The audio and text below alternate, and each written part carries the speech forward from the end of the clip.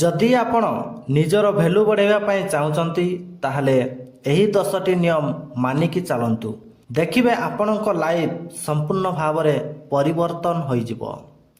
Number 1 रे रोची सबुबेले निजको सम्मान करंतु। जदि आपण निजको सम्मान देबे नाही अन्य माने मध्य आपणको सम्मान देबे नाही।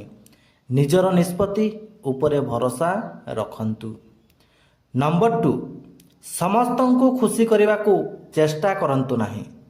सबु लोकंको खुशी करने संभव नुहे। निजर समय और शक्ति को ठीक जगह व्यवहार करंतु। नंबर 3 निज कथार मूल्य रखंतु। जहाँ कहिबे ताहा पालन करंतु। एही लोकंक मनरे आपणक प्रति विश्वास बढ़ाई थाए।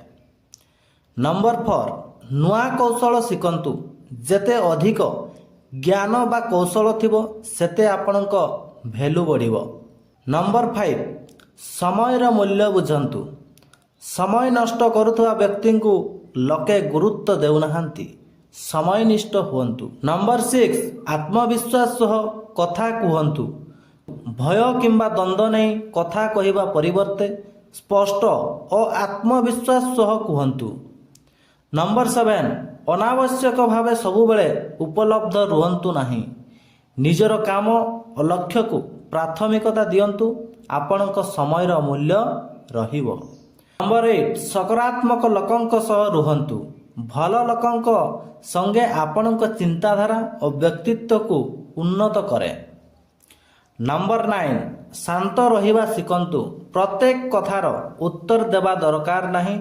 केबे केबे नीरवता मध्य शक्तिशाली उत्तर हुए। नंबर 10 निजर लक्ष्य उपरे ध्यान दियंतु। जो व्यक्ति निज लक्ष्य पई काम करे लोके स्वतः तांको सम्मान दियंती।